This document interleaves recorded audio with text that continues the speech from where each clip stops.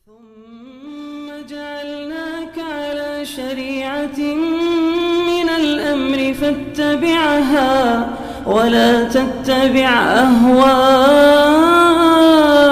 الذين لا يعلمون.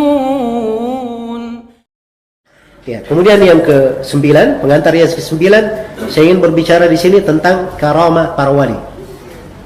Ya. Tentang karamah apa? Para wali. Ini selalu dijadikan alasan. Nah, ini di Indonesia Masya Allah instan sekali ya. Orang itu kalau dia bagus ini, lihat karamahnya. Ya. Kalau ada yang aneh-aneh, ada ini, wah ini Masya Allah. Ya, ini gurunya banyak karamahnya. Berarti dia apa? Dia hebat dan seterusnya. Iya. Tidak diragukan ya bahwa karamah itu ada. Iya. Itu ada.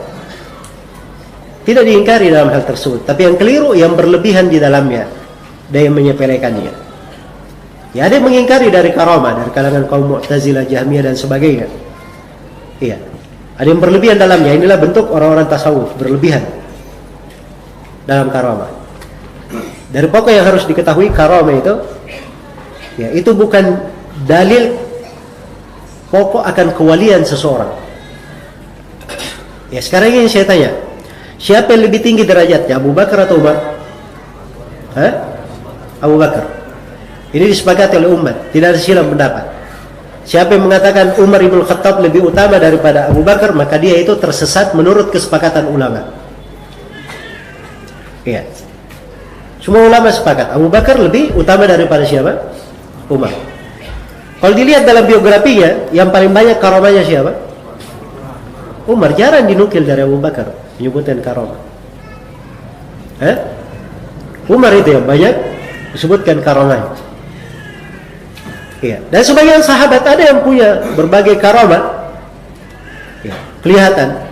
Dan itu tidak terjadi pada Ali bin Abi Thalib, Utsman bin Affan. Dan tidak diragukan Utsman bin Affan dan Ali bin Abi Thalib lebih utama dari sahabat yang lainnya setelah Abu Bakar dan Umar. Kan begitu. Dan ini tidak menunjukkan bahwa mereka ini, jadi karamah itu tidak menunjukkan, ya, tidak mesti menunjukkan. Karena karamah itu datanya apa? Kadang hamba ini perlu, maka Allah Subhanahu wa taala memberikan hal yang di luar kebiasaan untuk keperluan si hamba. Iya. Karena itu ciri karamah, orang yang memiliki karamah itu bukan dia buat seenak hatinya. Karamah itu datang, dia tidak bisa atur. Ya.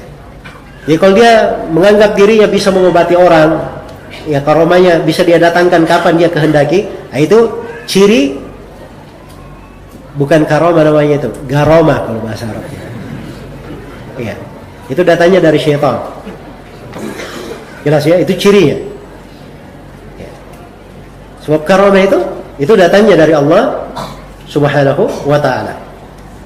Baik, ini yang pertama yang harus diketahui. Kemudian yang kedua, karamah itu hal-hal yang aneh di luar kebiasaan itu bukan ukuran. Ukuran yang pokok, dia cocok perbuatannya sesuai dengan Al-Quran dan As-Sunnah. Karena itu datang berita kepada Imam Syafi'i rahimahullahu ta'ala.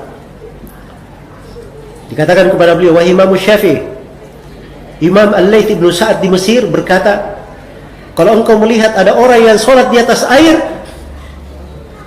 jangan terima ucapannya sampai kamu cocokkan perkaranya di atas Al-Quran dan Sunnah Rasulullah sallallahu alaihi wasallam. Apa kata Imam Syafi'i? Kurang Al-Layth ibn Sa'ad, kurang. Bukan beliau katakan salah, tapi kurang. Kata Imam Syafi'i, kalau engkau melihat orang yang sholat di atas air, dia juga sholat di atas udara. Ya, ini lebih banyak lagi karamahnya. Ya. Maka kata Imam Syafi'i, jangan kamu percaya dia sampai kamu cocokkan perkaranya di atas apa? Al-Quran dan As-Sunnah. Nah, itu pokoknya. Sebab sekarang ini banyak orang yang mengaku karamah, tapi dia menipu manusia. Nah, itu di masa Syekhul Islam Ibn Taimiyah. Ya. Dari aliran Sufi Ar-Rifaiyah, itu dari cara dia menipu pengikutnya, dia pakai minyak-minyak begini di badannya, terus masuk di api.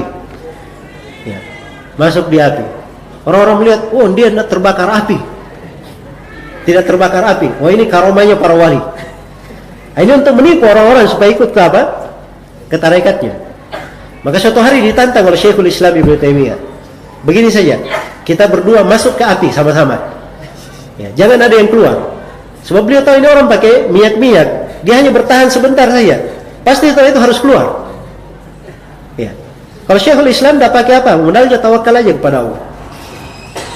Ya. Ditantang, tidak berani dia untuk masuk. Nah, maka seperti itu keadaannya. Ya. Jadi kadang ada sebagian orang yang menipu manusia dengan bentuk karamah. Ya, ini karamahnya Masya Allah, dia bisa pindah penyakit ke hewan. Ini tukang-tukang sihir, ya, dukun-dukun. Tapi penampilannya ya sekarang ini sisa dikasih imamah saja di atasnya, ya, dikasih jubah, ya, bisa jadi pemburu hantu, bisa jadi apa macam-macam. Ya.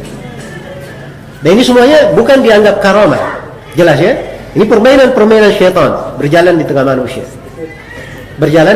Maka ini pintu dibuka oleh sebagian orang, akhirnya banyak yang meluas, banyak kerusakan yang terjadi dalam hal ini. Ya, banyak kerusakan yang terjadi dalam hal ini.